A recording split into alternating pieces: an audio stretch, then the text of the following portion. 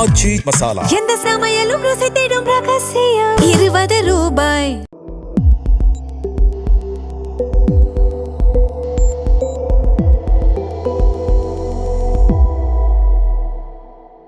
Sir வணக்கம். Sir, இப்போ national லெவலில் பார்த்தோம்னா ஒரு முக்கியமான பொலிட்டிக்கல் டெவலப்மெண்ட்றது ஆம் ஆத்மி கட்சியோட 7 ராஜ்யசபா எம்பிஸ் வந்து இப்போ பாஜகவில் போய் சேர்ந்துருக்காங்க. பெரிய ஒரு பேசு பொருளாகவும் மாறிடுச்சு. ஸோ இப்போ இது எப்படி பார்க்குறீங்க? ஏன்னா இப்போ ஆம் ஆத்மி கட்சி டெல்லியில் தோத்துட்டாங்க. பஞ்சாப்லேயும் ஒரு சிக்கலான சூழல் தான் அங்கே இருக்குது, ஏகப்பட்ட சிக்கல்கள் இருக்குது. அப்படி இருக்கும்போது இப்போ இந்த 7 எம்பிஸில் 6 பேர் பஞ்சாபை சேர்ந்தவர்கள். பாஜக பஞ்சாபை ஃபோக்கஸ் பண்ணுறாங்க. போன எலெக்ஷனில் 18% ஓட்டு அவங்களுக்கு. அதுக்கு முந்தின எலெக்ஷனில் ஏறக்குறைய 8-9 இருந்தது. போன எலெக்ஷனில் 18 வந்திருக்காங்க. ஸோ இது 2 விஷயம். ஒன்று, பஞ்சாபுக்குள்ளே எக்ஸ்பேண்ட் ஆகணுன்ற பிளான் பாஜகவுக்கு இருக்கா? சீரியஸாக எக்ஸ்பேண்ட் ஆகணுன்ற பிளான் இருக்கா? 2வது, ஆம் ஆத்மியோட ஃபியூச்சர் என்ன? பெரிய ஒரு இழப்பு. இது எப்படி பார்க்குறீங்க? இது பிஜேபியுடைய அராஜகத்தின் மற்றும் ஒரு மைல்கல். 10 எம்பிஸ் அவங்க ராஜ்யசபாவில், லோக்சபாவில் 0.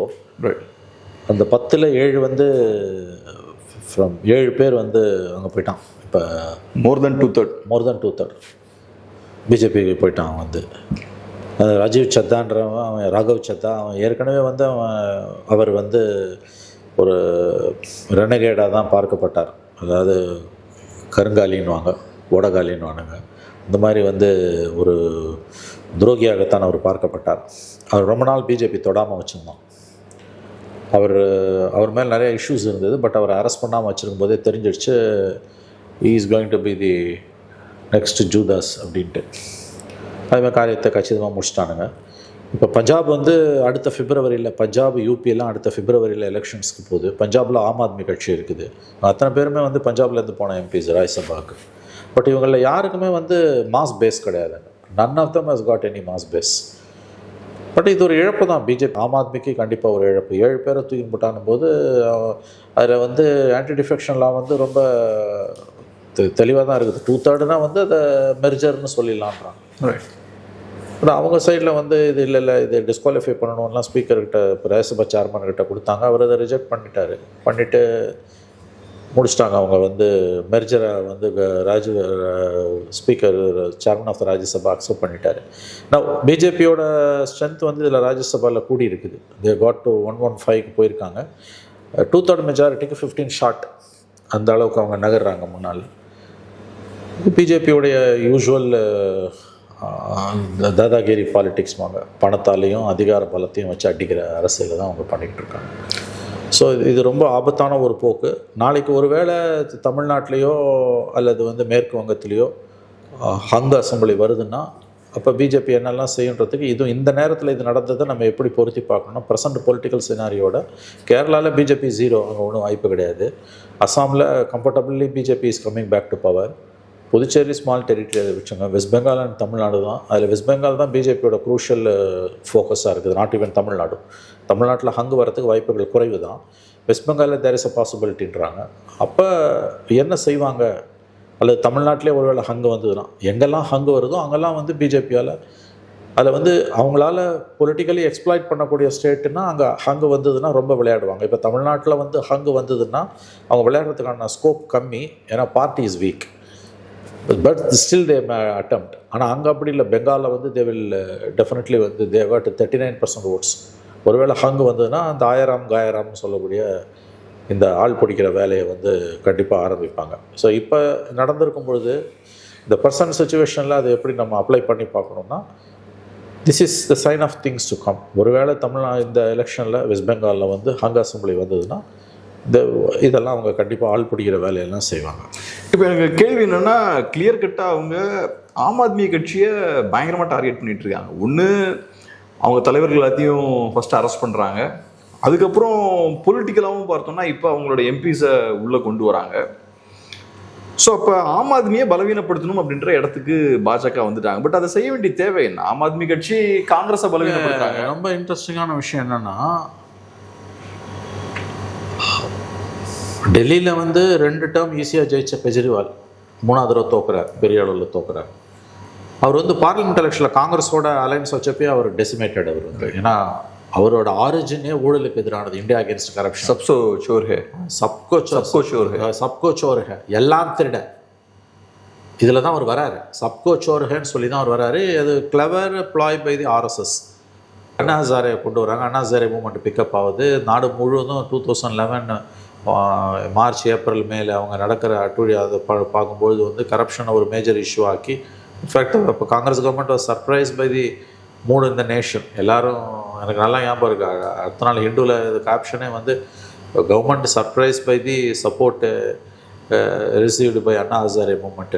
சென்னையில் கூட வந்து உங்களுக்கு வந்து இந்தியா அகேன்ஸ்ட் கரப்ஷன் அந்த இதெல்லாம் போட்டு நந்தனத்தில் உட்காந்தெல்லாம் பண்ணி நடந்தாங்க.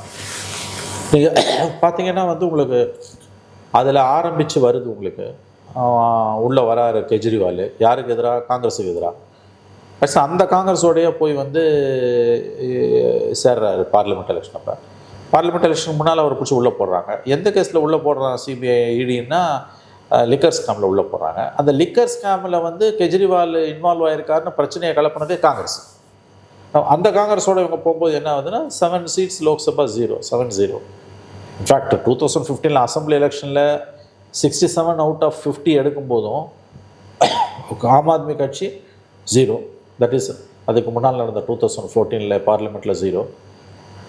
2015 வந்து அசம்பிளி எலெக்ஷனில் 67 அவுட் ஆஃப் 70 எடுக்கும்போதும் எடுக்கிறாங்க. பட் 2009 பார்லிமெண்ட்டில் மறுபடியும் 7-0. 2020 மறுபடியும் ஆட்சியை கைப்பற்றுறாங்க.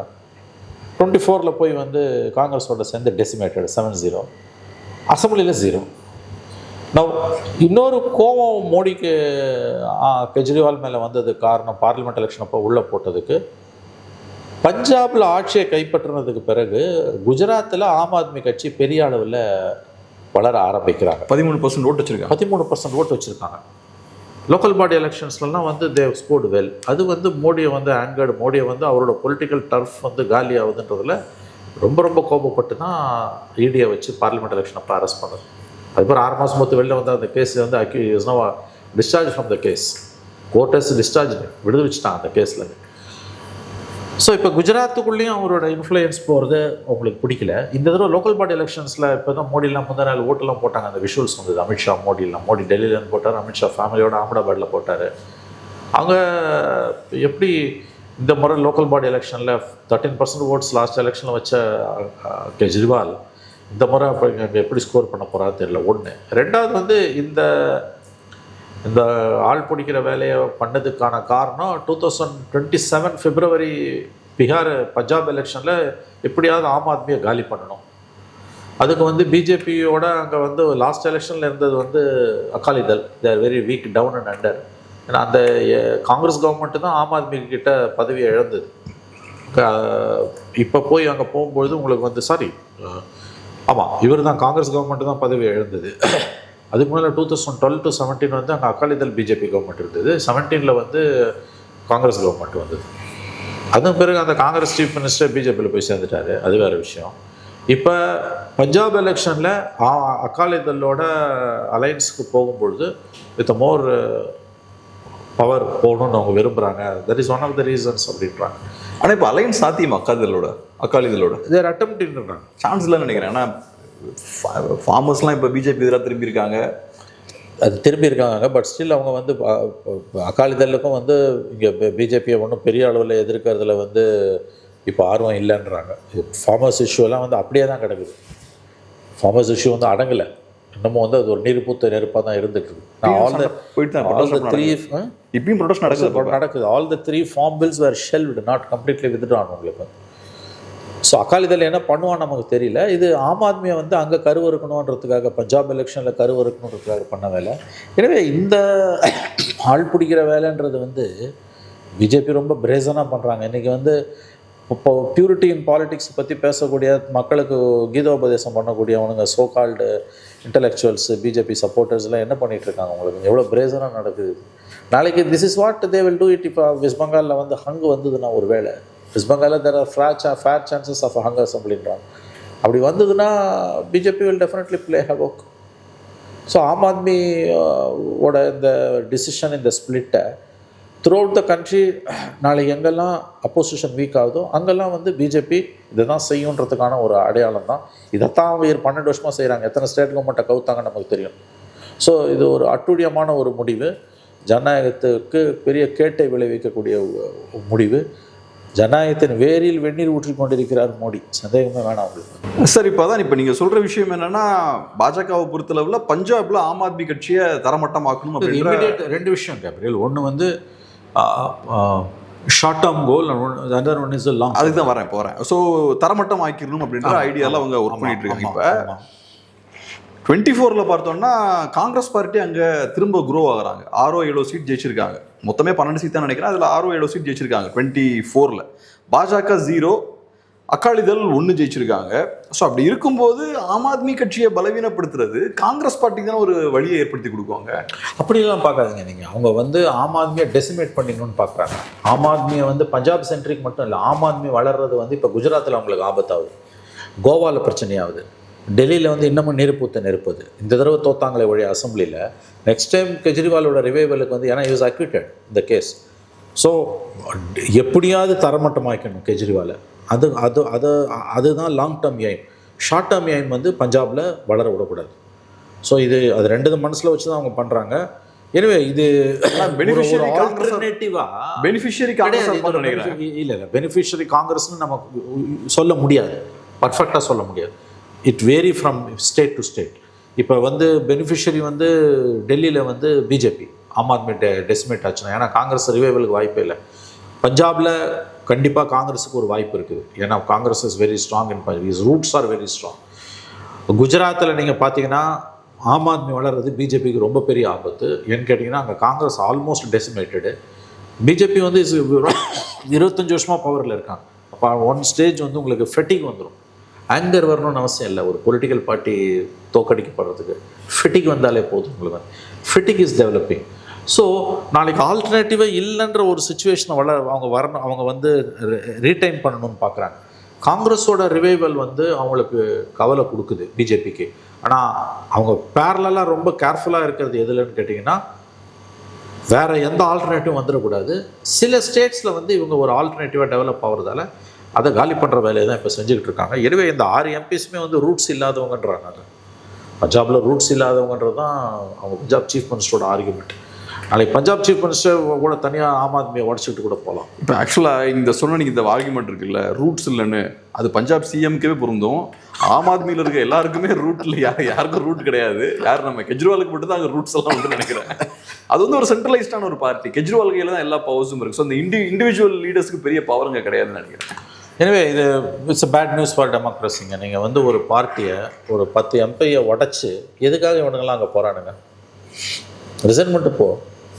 அந்த ஆன்டி டிஃபெக்ஷன் லாவை வந்து நீங்கள் தூக்கி போட்டுடலாம் நீங்கள். ஏன்னா அதில் இருக்கக்கூடிய லூப் ஹோல்ஸ் எல்லாம் வச்சு பார்க்கும்போது speaker chairman of the Rajya Sabha அவசரமாக அதை என்டார்ஸ் பண்ணுறாரு. வேறு செக்ஷன் ஆஃப் லீகல் எக்ஸ்பர்ட்ஸ் வந்து இது ஆன்டி டிஃபெக்ஷன் லா படி இது தப்பு, தே மஸ்ட் பி டிஸ்குவாலிஃபைடுன்றாங்க. பட் பாப்புலர் பர்செப்ஷன்னா 2/3 இருந்ததுன்னா வந்து நீங்கள் வந்து டிஃபெக்ஷன் அப்படின்றாங்க. உங்களுக்கு வந்து கோர்ட்டுக்கெலாம் போனால் நிற்காது. இது வந்து அதுக்கெல்லாம் அவன் டென்யூர் முடிஞ்சே போயிடுவாங்க. இதோட பொலிட்டிக்கல் ராமிஃபிகேஷன்ஸ் மட்டும்தான் நம்ம பார்க்கணும். Political ramification is immediate target is Punjab, long term target Punjab, Gujarat, Delhi, northern state எங்கேயுமே வந்து வந்துடக்கூடாது, ஆம் ஆத்மி வளர்ந்துடக்கூடாது. இப்போ இது வந்து ரொம்ப மோசமான ஒரு விஷயம்னு சொல்கிறீங்க. இப்போ ஒரு 7 எம்பிஸ் வந்து பாஜகவில் போய் சேர்றாங்க. அதுக்கான உரிமை அவங்களுக்கு இருக்குல்ல? அவங்களுக்கு மேபி அரசியல் ரீதியாக மாற்று கருத்துக்கள் இருக்கலாம். ஏன்னா இப்போ நமக்கு பிஹைண்ட் த ஸ்க்ரீன் நடந்து நமக்கு தெரியாது, நிறையா குற்றச்சாட்டுகள் வைக்கலாம். பட் நம்ம பார்க்கறது என்னன்னா அவங்க இங்கிருந்து அங்கே போயிருக்காங்க, அதுக்கான உரிமை இருக்கு அவங்களுக்கு. நீங்கள் நம்புறீங்களா மனப்பூர்வமா? நான் அந்த ஒரு கேள்வி உங்களுக்கு. இது என்னன்னா, நான் எதை நம்புறேன் நம்பலன்றது கிடையாது. நான் நம்பல. ஆனா நான் வந்து அவங்க மேல குற்றச்சாட்டு வைக்க முடியாதுன்னு நான் சொல்ல வரேன். அது உங்களுக்கும் பொருந்தும் இல்லையா? கண்டிப்பா. நான் சொல்ல வர பாயிண்ட் என்னன்னா, நீங்க நம்புறீங்களான்னு கேட்கும்போது உங்க கேள்வி உங்களுக்கு தெரியுது. In your heart you knows that you know very well that இது வந்து கொள்கை வேறுபாடு அதெல்லாம் ஒன்றும் கிடையாது. இந்தியா முழுக்க எந்த ஸ்டேட்டா இருந்தாலும் அரசியல்வாதிகள் ஜம்ப் பண்றாங்கன்னா சும்மா ஜம்ப் பண்ண மாட்டான். அவனுக்கு பெனிஃபிட் இருந்தால் தான் பண்ணுவான். மெட்டீரியல் பெனிஃபிட் இருக்கணும். கோடியாக காசை வாங்கியிருப்பான், போயிருப்பான். ஒரு எம்பிக்கு இவ்வளோன்னு. ஏன்னா இந்த 2019 2014 24 வரைக்கும் எத்தனையோ ஸ்டேட் கவர்மெண்ட்டை பிஜேபி கவுத்தப்ப அவங்க எவ்வளோ செலவு பண்ணாங்க, ரெசார்ட் பாலிடிக்ஸ்க்கு எவ்வளோ செலவு பண்ணாங்க, ஒரு எம்பிக்கு எவ்வளோ கொடுத்தாங்கன்றது ஓப்பனாகவே பேசப்பட்டிருக்கு, எழுதப்பட்டிருக்கு. உத்தமர்களாக வேஷம் கட்டிக்கிட்டு வந்தவங்க எவ்வளோ கேவலமான அரசியலை பண்ணாங்கன்றது தெரியும். அந்த கொரோனா காலத்தில் அது ஸ்டாப் ஆச்சு. ராஜஸ்தான் கவர்மெண்ட்டை வந்து காலி பண்ணுறதுக்கு அவங்க எவ்வளோ முயற்சி பண்ணி அதை தப்பி போயிட்டான். ஆனால் மத்திய பிரதேசில் காலி பண்ணாங்க, மகாராஷ்டிராவில் காலி பண்ணாங்க, கர்நாடகாவில் காலி பண்ணாங்க. நியாயப்படுத்தணும்னா எது வேணால் நியாயப்படுத்தலாம். உத்தமர்கள்னு சொல்லிட்டு வந்தவங்க எவ்வளோ கேவலமானவர்களாக இருந்தாங்க, ஓப்பன் ரெசார்ட் பாலிடிக்ஸ் பண்ணாங்க. இன்றைக்கி அதை தான் வந்து அவங்க ஆம் ஆத்மிக்கு பண்ணியிருக்காங்க. இதில் உரிமை சம்மந்தப்பட்டதுன்னா நீ ரிசைன் பண்ணிட்டு போய் சரி, யாரும் உன்னை கேட்க போகிறதில்ல. நான் தான் உண்மையான ஆம் ஆத்மி நீ கிளைம் பண்ணுற, அது எப்படி நீ கிளைம் பண்ண முடியும்? கெஜ்ரிவால் இஸ் தான். இன்னொன்று, உண்மையான பார்ட்டி எதுன்றதுக்கு எம்பிஸ் எம்எல்ஏஸ் மட்டும் இல்லை, பார்ட்டியோட எக்ஸிக்யூட்டிவ், பார்ட்டி கான்ஸ்டியூஷன் படி ஒவ்வொரு பார்ட்டிக்கும் ஒரு கான்ஸ்டியூஷன் இருக்கும், சட்டத்திட்ட விதிகள். அதுபடி பார்த்தீங்கன்னா அந்த பார்ட்டியோட கான்ஸ்டியூஷன் படி அவங்களோட எக்ஸிக்யூட்டிவ், அவங்களோட ஜெனரல் கவுன்சில் மெம்பர்ஸில் எவ்வளோ பேர் போனால் பிஜேபி எலெக்டட் ரெப்ரஸன்டேட்டிவ்ஸுக்கு தான் வந்து 2/3 ஒரு அளவுகளை வைக்கிறாங்க. அதுவே ராஜீவ்காந்தி பண்ண பெரிய தப்புங்க. ஆன்டி டிஃபெக்ஷன் லா கொண்டு வரும்போது 2/3 மொத்த கட்சியை விலைக்கு வாங்கிடுவாங்க. அப்படி தான் வாங்கிட்டான் இன்றைக்கி. ஆகவே இது இவங்க ரிசைன் பண்ணிட்டு போயிருந்தாங்கன்னா யாருமே அவங்களை கேட்டிருக்க மாட்டாங்க. ஆம் ஆத்மியிலேருந்து ரிசைன் பண்ணிவிட்டு இந்த 7 பேரும் போயிருந்தால் கேட்டிருக்க மாட்டாங்க. ஆம் ஆத்மி கட்சியோட ராஜ்யசபா விங்கை உடச்சிக்கிட்டு அவங்க போகிறாங்க. ஒரு பார்ட்டின்றது அதோட ராஜ்யசபா, லோக்சபா, ஒரு அசம்பிளியோட ஸ்ட்ரென்த்து மட்டும் கிடையாது, அதோட எக்ஸிக்யூட்டிவ், அதோட ஜெனரல் கவுன்சில், இதையும் சேர்த்து தான் நீங்கள் பார்க்கணும். அப்படி பார்க்கும்போது வேர் இஸ் த 2/3? 7 பேரும் காசுக்கு விலை போகிறார்கள் என்பது வெளிப்படையான உண்மை. இது எல்லாருக்கும் தெரியும். அதை பேச மறுக்கிறாங்க. எந்த கொள்கை அடிப்படையில் இவங்க பிரிஞ்சு நம்ம எப்படி பேச முடியும்? அது நமக்கு ப்ரூஃப் இல்லையே. பாலிடிக்ஸில் வந்து நீங்கள் வந்து அன்லைக் பர்சனலாக நான் உங்கள் மேலே காசு வாங்கிட்டாங்கன்னு சொல்கிறது சீரியஸான அலிகேஷன் இல்லைங்க. காசுக்கு தான் இவங்க விலை போயிருக்கிறார்கள் என்பது வந்து எல்லாருக்கும் தெரிஞ்ச உண்மை. அதை வந்து நம்ம வந்து இப்போ ஒரு கிரிமினல் இன்வெஸ்டிகேஷனில் வந்து ட்ரையலில் வந்து கூண்டில் ஏற்றி ஒருத்தனை கேட்கும்போது சாட்சி இருக்கான்னு கேட்குற மாதிரி பொலிட்டிக்கல் இஷ்யூஸில் பேச முடியாது. பெர்செப்ஷனை வச்சு தான் பேச முடியும். பாலிடிக்ஸில் இருக்கக்கூடிய பெரிய லக்ஸுரி அதுதான் உங்களுக்கு. இவன் காசுக்கு தாண்டா வேலை போயிருக்கான்றது வந்து எல்லாருக்கும் தெரிஞ்ச விஷயம். அதுக்கு நீ நேரில் பூந்து பார்த்தியா, பேங்க் அக்கௌண்ட்டில் போச்சா, எவன் மூலமாக காசு போச்சு, ஹவாலா ரூட்டில் போச்சான்லாம் நம்ம கேட்டுக்கிட்டு இருக்க முடியாது. அது ரொம்ப த ராங் பர்செப்ஷன். அது தேவர் பர்ச்சேஸ்டு, அதில் எந்த சந்தேகமும் கிடையாது. இப்படி தான் பாலிடிக்ஸை நீங்கள் பார்க்க முடியும், வேறு எப்படி பார்ப்பீங்க? ஆகவே இது எதுக்கு பண்ணுறாங்க? நடுப்புற கொஞ்ச நாள் ஓஞ்சிருந்தாங்க அமித்ஷா, மோடி. இப்போ மறுபடியும் அது வேலையை ஆரம்பிச்சிட்டாங்க. நான் லோக்சபாவில் லோக்சபாவில் அவங்களுக்கு 2/3 மெஜாரிட்டி இல்லை, அதில் தான் தோற்றுது டீலிமிட்டேஷன் பில்லு. ராஜ்யசபாவில் 2/3 நோக்கி நகர்றாங்க. இப்போ முக்கியமான பில்ஸ் எல்லாத்தையுமே வந்து பைலட் பண்ண முடியும் உங்களுக்கு.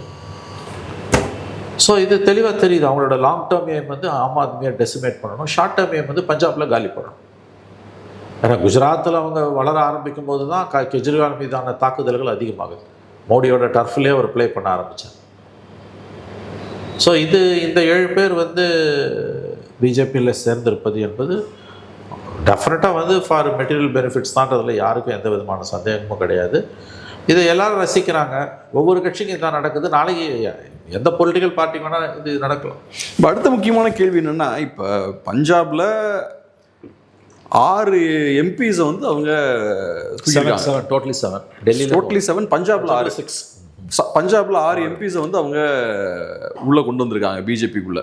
ஸோ இப்போ பஞ்சாப்லேருந்து 6 எம்பிஸை உள்ளே கொண்டு வர முடியுதுன்னா பஞ்சாபில் இருக்கக்கூடிய ஆம் ஆத்மி கட்சிக்குள்ளே ஏகப்பட்ட குழப்பங்கள் இருக்குன்னு அர்த்தம். நிறைய இருக்குது. இப்போ என்னோட கேள்வி என்னன்னா, இப்போதைக்கு கம்ஃபர்டபுளான ஒரு பொசிஷனில் இருக்காங்க. அசம்பிளி மெஜாரிட்டி, அசம்பிளியில் 90 சீட்ஸ் என்னமோ வச்சிருக்காங்க. 120 சம்திங் சீட்ஸில் 90+ சீட்ஸ் வச்சிருக்காங்க. ஆக்சுவலாக பெரிய ஒரு மெஜாரிட்டி இருக்குது. ஆனால் நாளைக்கு டெஃபினட்டாக அசம்பிளிலையும் இங்கே சிக்கல் இருக்கும் இல்லையா? நாளைக்கு ஆம் ஆத்மி அங்கேயுமே டிஸ்டபிளைஸ் பண்ணலாம் இல்லையா? அசம்பிளிலையும் கண்டிப்பாக பண்ணுவாங்க. It will expand to that also. இப்போ நான் அசம்பிளியில் வந்து இந்த நம்பர்ஸ் குறையுதுன்னு வச்சுக்கோங்க, இந்த % அசம்பிளியில் பண்ண முடியாது. ஏன்னா 8 மாதம் தான், 10 மாதம் தான், அது பண்ண மாட்டாங்க. பிரயோஜனம் இல்லை. இப்போ என்ன பண்ணுவாங்க, எலெக்ஷனில் ஜெயிச்ச பிறகு கிட்டத்தட்ட ஹங்கு வருது, அல்லது வந்து பிஜேபிக்கு கொஞ்சம் ஸ்ட்ரென்த்து கூடுது, இந்த 90 வந்து 70 அல்லது 60 ஆகுதுன்னா அப்போ கண்டிப்பாக விளையாடுவாங்க. They will go to any extent. பிரேசனாக தானங்க மோடி பண்ணிகிட்டு இருக்காரு இந்த 12 வருஷமாக. எத்தனை ஸ்டேட்டை கவுத்துருப்பானுங்க. Open resort politics. Each MLA were paid 50 crore rupeesனு மகாராஷ்டிராவில் அந்த பிரச்சனை நடந்தப்போ ஒரு டிஎம்இவன் சிவசேனா எம்பி ஒருத்தர் சொன்னாங்க 50 கோடி ரூபாய் ப்ளே எங்களுக்கு ஒவ்வொருத்தருக்கும் கொடுத்தாங்க. அப்போ என்ன வேர் இஸ் ஒரு டெமோக்ரஸி? இந்த உத்தமர்கள் கையில் தான் நாடு இன்றைக்கி போய் நிற்கிது. கண்டிப்பாக பஞ்சாபில் வந்து 22 எலெக்ஷனுக்கு பிறகு இன்கேஸ் ஹங் அசம்பிளி வந்ததுன்னா தே வில் ப்ளே ஹவோக். அதில் எந்த சந்தேகம் வேணும். Aam Aadmi is been targeted. என்னென்னு கேட்டிங்கன்னா, கெஜ்ரிவாலோட அக்யூட்டலுக்கு பிறகு இது நடக்குது, அதுக்கு முன்னால் இது நடக்கலை. ஸோ கெஜ்ரிவால் மேலே அந்த கரப்ஷன் திஞ்சு இருக்க வரைக்கும் கொஞ்சம் அவங்க ரிலாக்ஸாக இருந்தாங்க. இன்றைக்கி அது ரிமூவ் ஆன பிறகு Kejriwal is a threat to them. நார்த்தில் வந்து அவங்களுக்கு டெல்லியிலலாம் வந்து த்ரெட்டு கெஜ்ரிவால் தான், ராகுல் காந்தி கிடையாது. இந்த ஆம் ஆத்மியோட க்ரோத் நீங்கள் பார்த்தீங்கன்னா அவங்க ஸ்டடியாக வளர்ந்துக்கிட்டே இருக்காங்க, ஒவ்வொரு ஸ்டேட்டாக வளர்ந்துக்கிட்டு இருக்காங்க. எல்லோரும் நினச்சாங்க டெல்லி சென்ட்ரிக் பார்ட்டின்னு. பஞ்சாபில் இது கேப்சர்டு பவர் யாருமே நம்பலையே. அதிசயம் இல்லை அது. 2-3 ட்ரெடிஷ்னல் பிளேயர்ஸை காங்கிரஸ், பிஜேபி, அகாலிதள் 3 பேரையும் பின்னால் தள்ளிட்டு, ஏன்னா people are fed up with all 3. இங்கே விஜய்க்கு இருக்குல்ல இந்த மாதிரி, நீங்கள் ஒத்துக்க மாட்டீங்க. கிட்டத்தட்ட அந்த ரெசம்பனஸ் கொஞ்சம் இருக்குதுங்க, ரொம்ப இல்லை கொஞ்சம் இருக்குது. ஏன்னா அங்கே வந்து கேஸ்ட்டு இவ்வளோ பெரிய இஷ்யூ கிடையாது, இருக்குது அங்கேயும் caste, but not to this extent. இங்கே வந்து இந்த பொலிட்டிக்கல் பார்ட்டிஸ்க்கு ஒரு சேஃப்டி வால் வந்து கேஸ்ட். ஆனால் இந்த சேம் இஷ்யூ வந்து 22 பஞ்சாப் எலெக்ஷன்ஸ் அப்போ பேசினாங்க. People are fed up with BJP, people are fed up with Akalis, people are fed up with Congress. The new party, Aam Aadmi, அவங்க எப்படி ஜெயிக்க முடியுறாங்க, ஜெயிச்சு காமிச்சான். ஆனால் இப்போ ஓகே பெருசாக ஜெயிச்சிட்டாங்க, பயங்கரமான ஒரு தம்பிங் மெஜாரிட்டியில் ஜெயிக்கிறாங்க, எல்லாம் ரைட்டு. ஆனால் 4 வருஷம் ஆட்சி பண்ணியாச்சு, உருப்படியாக எதுவும் பண்ண முடியல. கடன் பயங்கரமாக இருக்குது. இப்போ மாதம் 1500 ரூபா கொடுப்போன்றாங்க, கடன் இன்னும் அதிகமாகிட்டு இருக்கு. இப்போ பயங்கரமான அதிருப்தி இருக்குது. இப்போ லோக்சபாவில் பார்த்தோம்னா ஆம் ஆத்மியால் சரியாக பெர்ஃபார்ம் பண்ண முடியல. கலிஸ்தான் இதெல்லாம் பேசுகிற ஒருத்தர் ஜெயிச்சாரு, எம்பி ஆனார், அவர் ஜெயிலில் இருந்தே ஜெயிச்சார், அவர் ஜெயிச்சார். அதெல்லாம் ஜெயிலில் தான் இருக்காரு, இப்பயும் அவர் ஜெயிலில் தான் இருக்காரு. ஸோ அதெல்லாம் காட்டக்கூடிய விஷயம். பார்லிமெண்ட் செஷன் அப்போ அவர் அம்ரித் சிங் பால் நினைக்கிறேன், அவர் அமரிந்தர் சிங் பால். அமரிந்தர் சிங் பால் அவன் ஜெயிலில் பூச்சி போட்டாங்க அவங்க. ஆமாம் எம்பிஐ ஜெயிச்சாங்க. ஆமாம். ஸோ அமரித் சிங் பால் எதுக்கு நான் இதை சொல்கிறேன்னா, மக்கள் பாஜக சரியில்லை, காங்கிரஸ் சரியில்லை, எஸ்ஏடி சரியில்லைன்னா ஏஐபிக்கு வராங்க, ஆம் ஆத்மிக்கு வராங்க. இப்போ அங்கேருந்து அவங்க ஷிஃப்ட் ஆகிறதுனா இன்னும் எக்ஸ்ட்ரீமாக இன்னொரு இடத்துக்கு ஷிஃப்ட் ஆகிட்டு இருக்காங்க. பஞ்சாபோட டேஞ்சருங்க. மற்ற ஸ்டேட்டில் வந்து பிஜேபி இந்த ஆள் பிடிக்கிற வேலை, ஆளை தூக்குற வேலை, கட்சியை உடைக்கிற கேடுகட்ட வேலையை பண்ணுறதுல வர ஆபத்தை விட பஞ்சாபில் பண்ணுறது பெரிய ஆபத்து. ஏன்னா பஞ்சாபில் வந்து அந்த செப்பரேட்டிஸ்ட் டெண்டன்சிஸ் வந்து நீர் பூத்த நெருப்பாக இருந்துக்கிட்டே இருக்குது. பஞ்சாப் வந்து ரொம்ப ரொம்ப மோசமான, அதாவது எப்படின்னு கேட்டிங்கன்னா பஞ்சாப் வந்து ரொம்ப டேஞ்சரஸ் ஸ்டேட். பார்டர் ஸ்டேட்டும் கூட. பார்டர் ஸ்டேட்டு பாகிஸ்தான் பார்டர் ஸ்டேட்டில் எல்லா பார்டர் ஸ்டேட்டுமே டேஞ்சரஸ் ஸ்டேட்ஸ் தான். உங்களுக்கு பார்த்தீங்கன்னா தமிழ்நாடு உட்பட உங்களுக்கு வந்து இந்த ப்ராப்ளம்ஸ் வந்து டிஃப்ரெண்ட்டு. ஜம்மு காஷ்மீர், பஞ்சாப், தமிழ்நாடு எல்லாமே. பஞ்சாபில் வந்து பற்றி எரிஞ்ச சுச்சுவேஷனு இப்போ தான் சில, அதாவது இந்திரா காந்தி காலத்தில் எரிஞ்சது, அதுக்கு பிறகு ஓரளவு நார்மல்சி வந்திருக்குது. கிட்டத்தட்ட நார்மல்சி தான், ஓரளவுக்கு இல்லை. பட் அது ஒரு நீர் பூத்த நெருப்பாக இருந்துக்கிட்டே தான் இருக்குது உள்ளுக்குள்ளே. ஸோ எனி மிஸ்chief by BJP will have very very dangerous consequences. இப்போ நீங்கள் பார்த்துருப்பீங்க, காலிஸ்தானி மூமெண்ட் வந்து இந்தியாவுக்குள்ளே அதுக்கு எந்த ஆதரவும் கிடையாதுன்னு வச்சுக்கோங்க. ஆனால் வந்து யூஎஸில், கனடாலெல்லாம் வந்து அது வந்து ஒரு ஒரு ஒரு ட்ரபிள் மேக்கராகவே தான் இருந்துக்கிட்டு இருக்குது. இந்த மாதிரியான ஒரு ஆன்டி டெமோக்ராட்டிக் ஆட்டிடியூடில் வந்து பிஜேபி போகும்போது people are already fed up with Congress, they are fed up with Akalis, they are fed up with BJP, now they are getting fed up with Aam Aadmi also. அப்போ எங்கே போவாங்க? அந்த மாதிரியான இடத்துல தான் வந்து உங்களுக்கு, அதுவும் ஆல்ரெடி செப்பரேட்டிஸ்ட் டெண்டன்சிஸ் உள்ள ஸ்டேட்டில் மெயின் ஸ்ட்ரீம் பொலிட்டிக்கல் பார்ட்டிஸ் எல்லாத்து மேலேயும் மக்கள் நம்பிக்கை இழப்பது என்பது ஆபத்தானது. பட் ப்ரிசைஸ்லி பிஜேபி அதை செய்யலாம். அதுதான் பிஜேபியோட மிக கேவலமான ஒரு அரசியல் என்று நாம் புரிந்து கொள்ள வேண்டும். அடுத்தது இன்னொரு விஷயம் என்னென்னா, இப்போ ஆம் ஆத்மி கட்சி வேகமாக வளர்ந்து வந்ததை பார்க்கும்போது எல்லாம் சொன்ன விஷயம் என்னென்னா, ஆம் ஆத்மி பாருங்கள் எவ்வளோ ஸ்பீடாக வளர்ந்துருச்சு பாருங்கள், ஐடியாலஜி அரசியல்லாம் ஒன்றும் தேவையில்லைன்னா சொல்லிட்டு இருந்தாங்க. ஆனால் இப்போ ஆம் ஆத்மியோட வேகமான வீழ்ச்சியை பார்க்கும்போது ஒரு கட்சிக்கு சரியான கொள்கை சித்தாந்தம் இதெல்லாம் இல்லைன்னா ரொம்ப நாள் தாக்கு பிடிக்க முடியாது அப்படின்றதையும் காட்டுதோ? இதுதான் காட்டுது. பட் அவங்க எக்ஸ்பேண்ட் ஆனது, பஞ்சாபுக்கு எக்ஸ்பேண்ட் ஆனது வாஸ் சர்ப்ரைசிங். எல்லாரும் அவங்கள பற்றி பேசும்பொழுது it's only Delhi centric party, டெல்லியை தவிர அவங்களால எங்கேயும் ஜெயிக்க முடியாது, Delhi is a cosmopolitan city, cost வந்து ஒரு பெரிய இஷ்யூவே கிடையாதுங்க அப்படின்லாம் சொன்னாங்க. பட் பஞ்சாப் மாதிரி ஒரு ஸ்டேட்டை கேப்சர் பண்ணதுன்றது வந்து இப்போ எனக்கு நல்லா ஞாபகம் இருக்குது. இம்பாக்ட் ஏற்படுத்த முடியல சார். இல்லை, நீங்கள் கோல் போஸ்ட்டை மாற்றிக்கிட்டே போகிறீங்க. நீங்கள் இல்லை, நம்ம ரிசல்ட்டை பற்றி பேசுகிறோம். நம்ம பஞ்சாபில் எஸ்டாப்ளிஷ் பண்ணி ஜெயித்தது ஒரு புது பார்ட்டி. 2011 ஆரம்பித்த ஒரு பார்ட்டி, 100 years ஓல்டு அகாலிதளில் ப்ரீ இண்டிபெண்டன்ஸ் டேயில் வந்த first regional Indian party Akali Dal. அவனை தோக்கடிக்கிறான். பிஜேபியை தோக்கடிக்கிறான், நாடு பூரா பவர்ஃபுல்லாக இருக்க பிஜேபியை தோக்கடிக்கிறான், ஓல்டஸ்ட் இந்தியன் பொலிட்டிக்கல் பார்ட்டி காங்கிரஸை தோக்கடிக்கிறான். இந்த 3 பேரையுமே வந்து அவங்க காலி பண்ணுறான். எப்படி மக்கள் 3 பேரும் வேணாலும் ஒரு புது பிளேயர்கிட்ட போக முடியும்? அவன் டெசிமேட், அவன் வந்து டிக்ளைன் ஆகுறாங்க. நான் அதை மறுக்கலைங்க. டிக்ளைனிங் ஸ்டேஜில் அவங்க இருக்காங்கன்றதை நான் மறுக்கல. அவன் எப்படி கேப்சர் பண்ணான்? பயங்கரமான அதிருப்தி இருக்காங்க. இப்போ ஆம் ஆத்மி மேலேயே மக்கள் வெறுப்படைஞ்சிட்டாங்கன்னா பழைய இந்த 3 பிளேயர்கிட்ட போகிறதும் பிடிக்கலன்னா அவன் எங்கே போவான்? அங்கே தான் வந்து you are giving scope for moments like Khalistani. ஆனால் இப்போ ஐடியாலஜி இல்லாத ஒரு பார்ட்டி ரொம்ப தூரம் போக முடியாதுன்றதையும் காட்டுது இல்லையா? ஆம் ஆத்மியோட ஸ்பெஷாலிட்டி என்னன்னா ஐடியாலஜி கிடையாது, ஆன்டி கரப்ஷன்றது ஐடியாலஜி கிடையாது. ஐடியாலஜி அது மட்டும் தான் இருக்கு. பிஜேபி கிட்ட ஐடியாலஜி இருக்கு, காங்கிரஸ் இருக்கு, ஆம் ஆத்மி கிட்ட ஐடியாலஜி இருக்கு. கோர் பொலிட்டிக்ஸ்னு ஒண்ணுமே கிடையாது. வெறுமனே நாங்க ஆன்டி கரப்ஷன் ரிஃபார்ம் பண்ணிடுவோம் அதுன்னு சொல்லிட்டு வராங்க.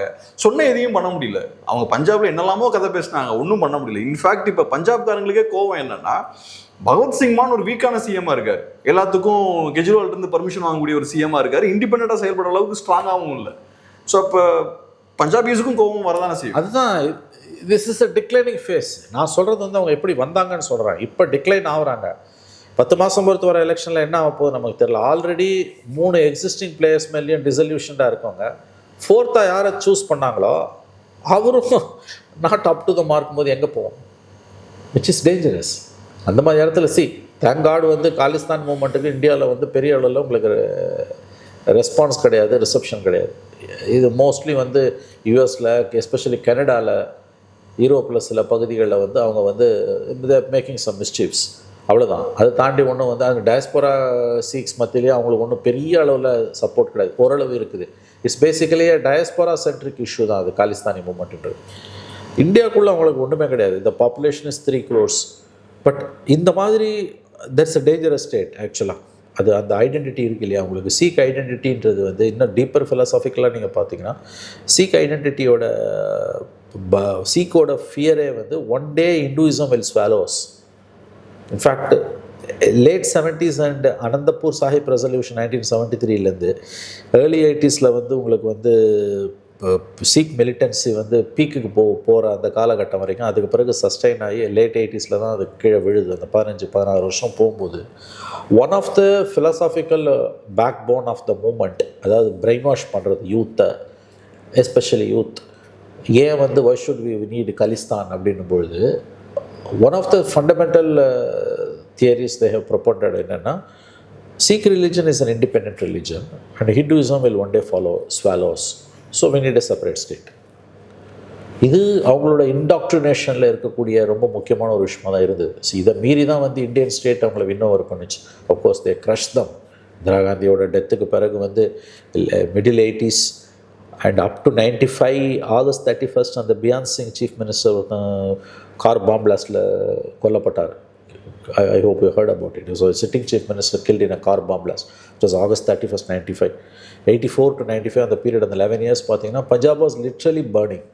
Especially 84 to 88. 84 operation blue star தெரியும். சிதம்பரம் ஹோம் மினிஸ்டராக இருக்கும்போது, அதாவது deputy home minister of state இருக்கும்போது ஆப்ரேஷன் பிளாக் தண்டர்னு ஒன்று நடத்தினார். அது அவ்வளோ பாப்புலர் இல்லை அது. ஸோ அந்த பீரியடில் தான் அது கொஞ்சம் கீழே டவுனில் வருது. அதன் பிறகு வந்து பியாண்ட் அந்த கேபிஎஸ் கில்லுன்னு ஒரு டிஜிபி இருந்தார். ரூத்லெஸ்லி வெண்ட் அகெயின்ஸ்ட் த மிலிட்டன்ஸ். அதாவது வந்து thousands of people were disappeared and there are over 3,000 bodies, unclaimed bodies in Punjab alone. அதாவது massive shootouts, massive encounters எல்லாம் நடந்தது. So the state played a very heavy price for it. அதுக்கு பிறகு 95 பியான் சிங் டெத்துக்கு பிறகு situation cool down and normalcy return. Now it's almost normal. But அது வந்து உங்களுக்கு வந்து beneath that normalcy there is a volcano. If not volcano, there are simmering anger, not volcano, simmering anger against the system. இப்போ மற்ற ஸ்டேட்ஸில் எல்லா political parties மேலேயும் ஒரு வெறுப்பு வரத்துக்கும் பஞ்சாபில் வரத்துக்கும் ஒரு டிஃப்ரென்ஸ் இருக்குது. ஏன்னா பஞ்சாபில் வந்து சீக் மிலிட்டன்சி வந்து ஒரு ரியாலிட்டியாகவே எப்பயுமே இருந்துகிட்டு இருக்குது.